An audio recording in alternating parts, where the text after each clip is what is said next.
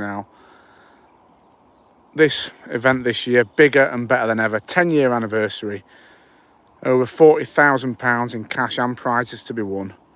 And the standard of an angler on this event is an absolute joke. Some of the very, very best of the best here. And the really interesting thing is, the way that today's started, I can see a lot of fish being caught. And in this particular section where we are at the moment, on top pool, I'm going to say there's, again, a ridiculous stream of talent battling out. In shot now, we've got Brad Lucas, won his section yesterday, one of the best young anglers in the country. He's off to a great start. Next to him, to his left, Darren Davies, formidable angler, Darren sponsor, member of Dower Dorking for an awful lot of years, and he's won just about everything there is to win with that team. Superb angler. And behind him, and we're going to go and have a look at him now, Mikey Williams. Now Mikey, again, a real sort of top-notch angler. He actually won the Spring Spectacular here at Tunnel Barn Farm some months ago. You see him just poking there through the trees. We'll try and get a better angle on Mikey. But also in this section, excuse me, also in this section, and just putting a fish in the net now, is Jimmy Brooks. Jimmy, again, won his section yesterday. He's on peg 29, just there around that corner. So, yeah, I think it's set to be a real sort of roller coaster battle in this section. Very interesting to see who comes out on top. That's Jimmy there, just putting a fish in his net. I think it's, by the looks of things, he's fishing shallow over that little reed bed down to his left-hand side. I know shallow down the margins has been a very sort of popular tactic on the venue the last few weeks. Interestingly, look, Jimmy's on that line. And so's Mikey. He's fishing a little dibber up to that reed bed down to his right-hand side as well. The angler I've seen catch the most up to now, if I'm honest, is Brad. He's had 4 or 5 sort of better fish on that long pole with hard pellets. I think he's potentially winning the race, but it's hard. I mean, I've only been watching for 15 or 20 minutes. I started the match up on the high pool, up on Jenny's pool, should I say, sorry. And, yeah, it was Sam Slockett up there who was doing the damage. He obviously won his section yesterday. He could be on for 2 wins. And then round on club pool, young Charlie Law again, section winner from yesterday, putting a lot of fish in the net. Now, we've done our usual trick, folks, and we've really hit this one with the curse of the camera, because before I came on air, while I was waiting for the thumbnail to upload, literally all 4 of these anglers were into an awful lot of fish. As soon as you press record, oh, Jimmy just lost one then, actually. I just couldn't turn around in time. He just fouled to fish, I think, and lost it. He's straight back in down that edge. Jimmy, fantastic angler. Always there or thereabouts on these events. Oh, there he is, he into one straight away. He is, look at that.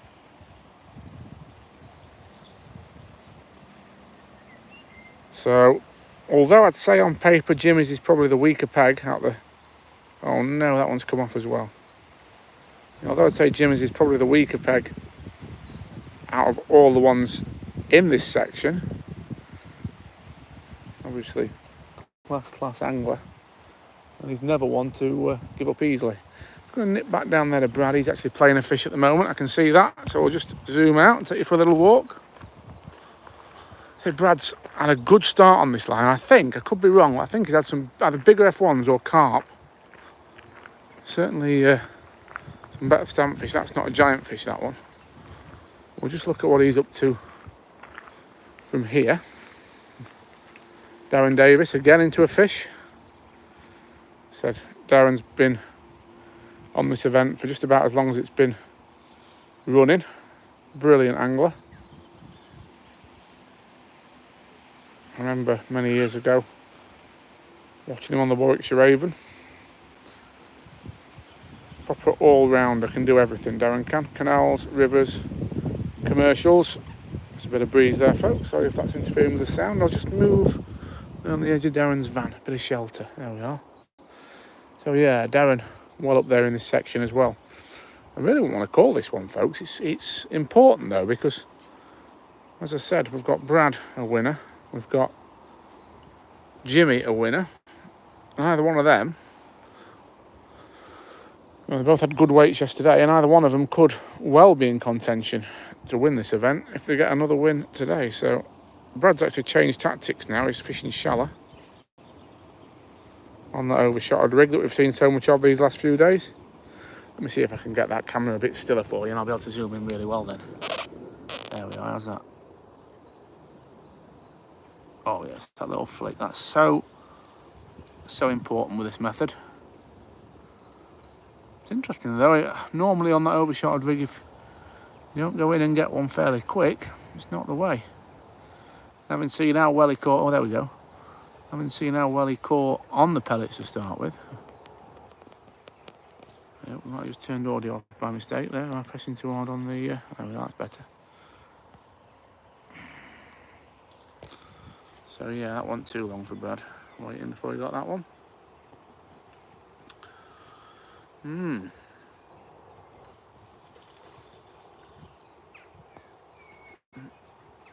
Nice big F1 there.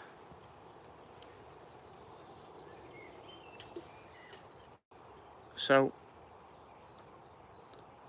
yeah, Brad potentially leading the race here. But they've all caught. And then there's the end pegs as well.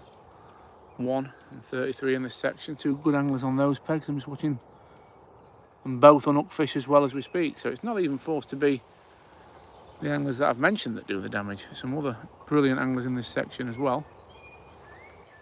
So plenty of scope for upsets, folks. We'll just watch Brad catch one more, and then we're actually going to head down to the new pool and just see what's going off down there.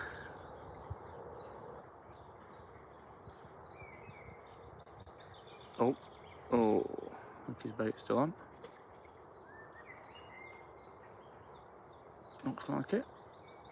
Perhaps the thing that many people don't appreciate about the skill with regard to this overshotted rig is just the dexterity of feeding, getting that grouping so tight with those casters, and then working that pole tip in such a small area. That, if there's one little edge I've noticed, folks, with it, that's what it is.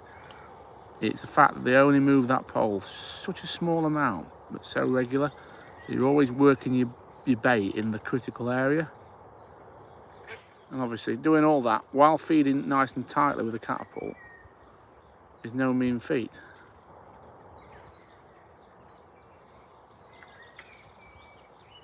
Let's see how long we're waiting. I don't think it'll be very long. I'm just looking round now and I'm seeing Jimmy. He's just netted another fish. It's going to be a really good battle, this one.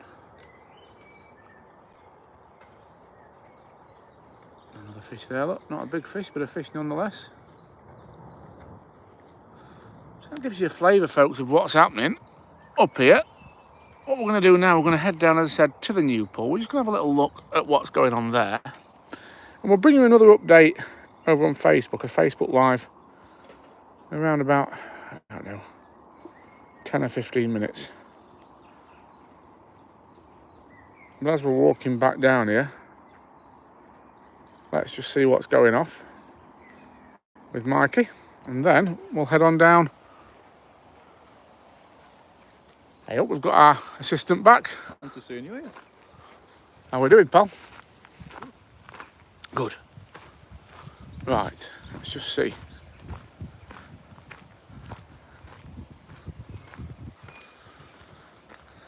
So yeah, Jimmy, I think he just had another fish again. So whether he's still shallow down that edge, we'll go there, see if he catches one, and then we'll head off down to Newpool. Oh, he's on the bottom. He's on the bottom there, by the looks of it. Deeper rig. Whether he's just changed that or whether he was on that before and I missaw.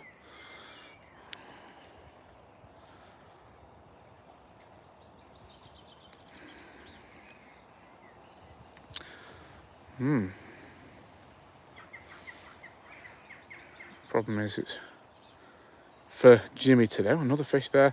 Problem he's got is obviously Brad and Darren and everyone in the bowl's got so much more cover than him, so he is going to have to pull out the stops to get a win off that peg. If there's one man who can, here's that guy. Right, we're going to sign off. We're going to head down to the new pool. And I'll bring you another update on there in about, say, 10-15 minutes.